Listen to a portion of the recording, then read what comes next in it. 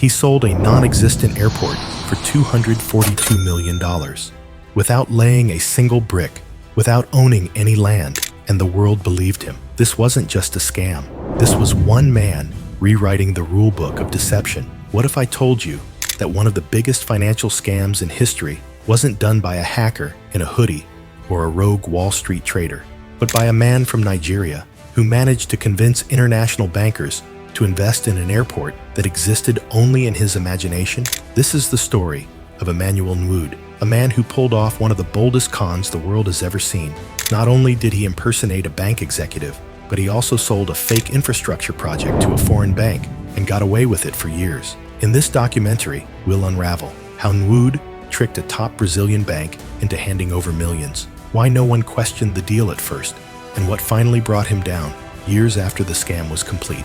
But most importantly, we'll explore what this case reveals about greed, trust, and the dark side of human psychology. What does it take to make a lie sound like the truth? Just one thing: confidence. The year was 1995. Emmanuel Nwoud was not your average Nigerian citizen. He was well-educated, charismatic, and had once worked as a director at the Union Bank of Nigeria. But it was his next job role that would shock the world. He pretended to be Paul Ogwuma, the then governor of the Central Bank of Nigeria. His target? A top executive at Banco Noroeste, one of the most respected banks in Brazil.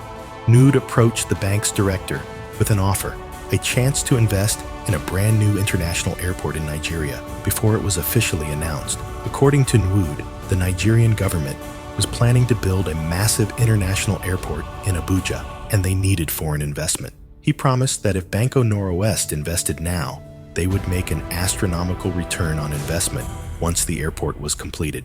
To sweeten the deal, he showed forged documents, fake government seals, and bank letters that looked legitimate.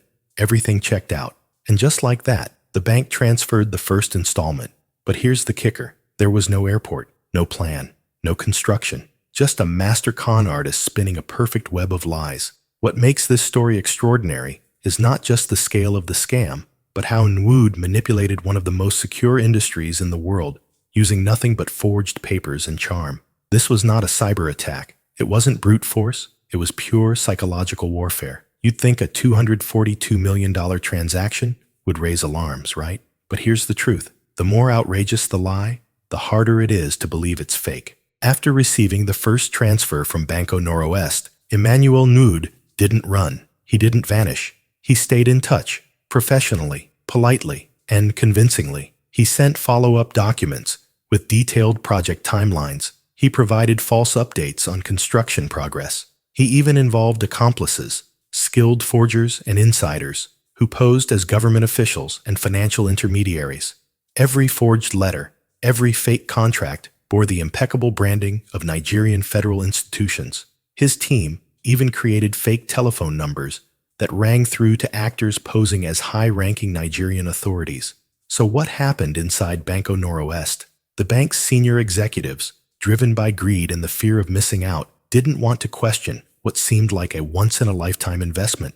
They believed they were getting insider access to a high-level government project. After all, they were dealing with someone claiming to be the governor of Nigeria's central bank. And when the internal team did raise concerns, they were silenced. It was easier to believe in the fantasy than to accept the possibility of being duped.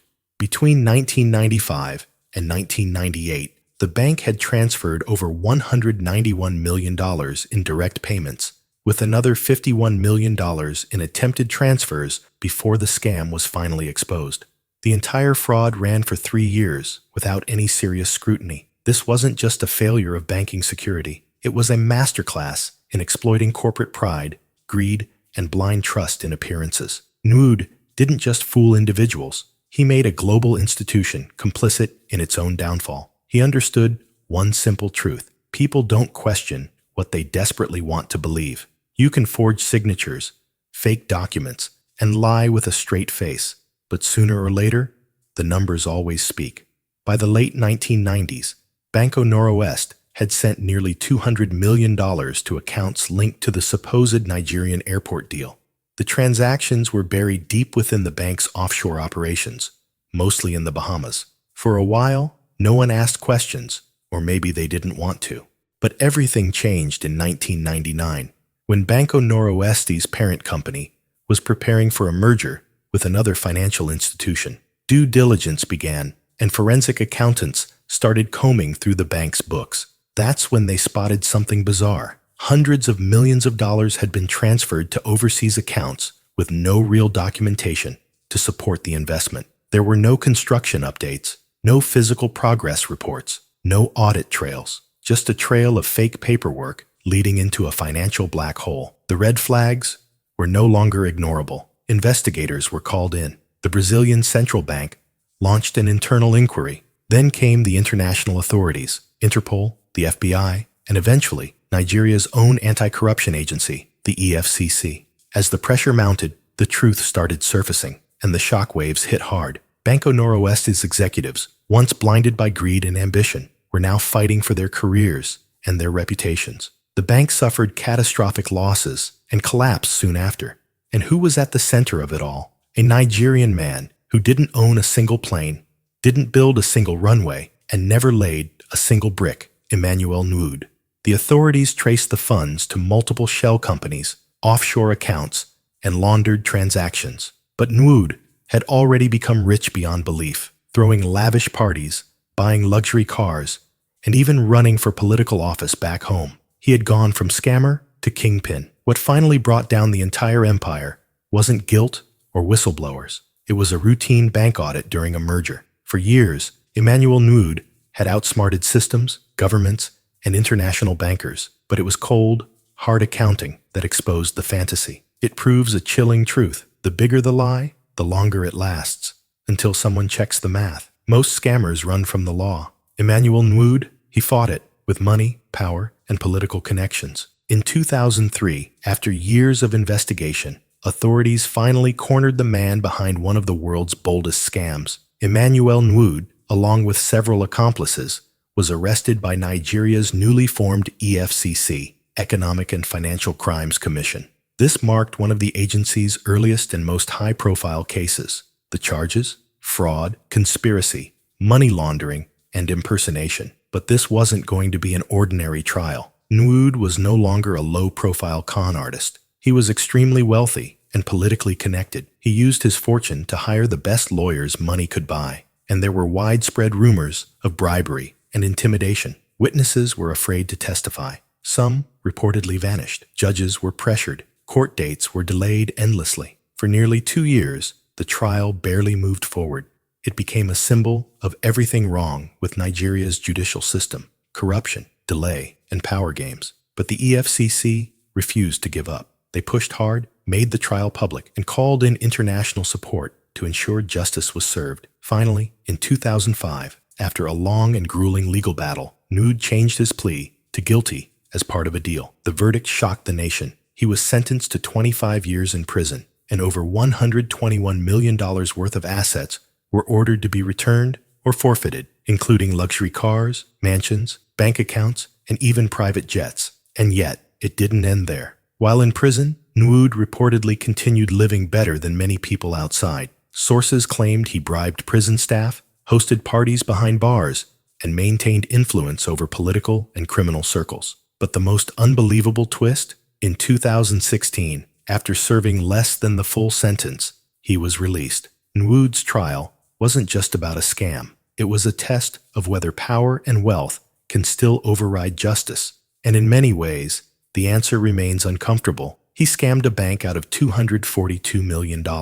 He served less than 2 decades, and today, he's free, a convicted fraudster who beat the odds again and again. His case wasn't just a courtroom drama. It was a mirror showing how far money can bend the rules, even in the face of the truth. You'd think a man who pulled off one of the world's biggest scams would disappear forever. But Emmanuel Nwood, he stepped right back into the spotlight. After serving part of his 25-year sentence, Emmanuel Nwood was released early, not because of good behavior, but reportedly due to legal loopholes and plea deals. The news stunned many, but for those familiar with Nigeria's justice system, it was no surprise. He returned to his village in Anambra State, where, incredibly, he was still seen as a powerful figure. Some called him a fraudster, others a legend. In Nigeria, where stories of political and financial corruption are common, Nguyen became something of a myth, the man who sold an entire airport that never existed. But the legacy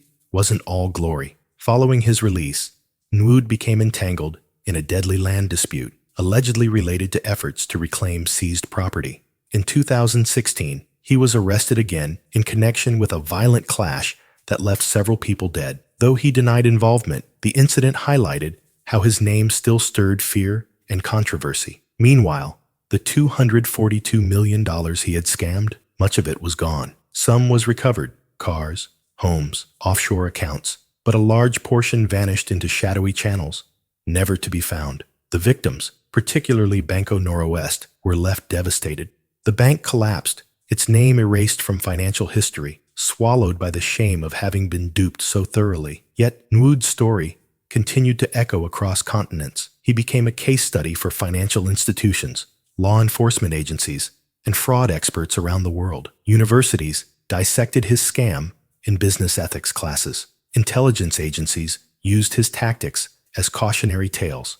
And YouTubers, like you, are now telling his story to new generations, stunned by the sheer audacity of it all. The true legacy of Emmanuel Nguyen isn't just the money he stole. It's the questions he left behind. How could so many intelligent people fall for something so absurd? How many other scams are hiding in plain sight right now? And perhaps the hardest question of all, what happens when the system you trust is built on illusions? Nguyen didn't just scam a bank. He exposed a weakness in human nature, our willingness to believe what benefits us, no matter how impossible it sounds. And in a world still ruled by power, ego, and greed, that lesson may be worth far more than $242 million. What makes a man believe he can sell a fake airport? What makes a banker believe it's real? And what makes a system so blind that it lets a fraud become a fortune? Emmanuel Nguyen's story isn't just about crime. It's about the cost of unchecked ambition, the price of believing what we want to be true, and the illusion of control in a world run by greed. He didn't use guns. He didn't wear a mask. He used paper, ink, and confidence. He taught us that the greatest scams don't just steal money, they hijack reality. And if we're not careful, we won't even notice it happening again until the runway ends, and we realize there was never an airport to begin with. If this story left you shocked, share it. Let someone else see how a lie worth $242 million was sold like a dream. And if you want more mind-blowing, true stories like this one, subscribe, because the next con might be even crazier. This is Entire Start, and I'll see you in the next one.